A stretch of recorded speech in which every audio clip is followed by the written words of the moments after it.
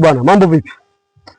Leo bwana, nataka tuongee kuhusu mbolea ya hizi pumba za mpunga. Pumba za mpunga bwana, ni mbolea nzuri sana kwenye kupandia huu mche wa kokoa, kwa sababu mche wa kokoa kiasili unapendwa sana na mchwa.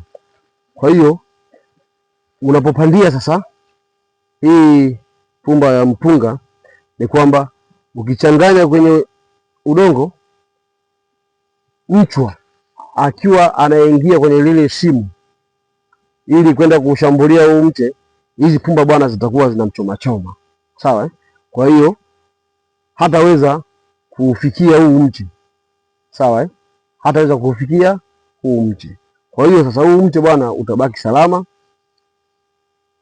Kwa hiyo hizi pumba zimetumika kama mlinzi wa huu mche, lakini pia zimetumika kama chakula au mbolea ya huu mche.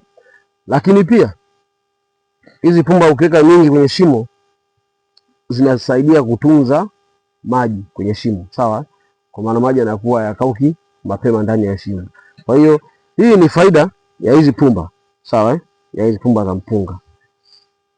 Asante.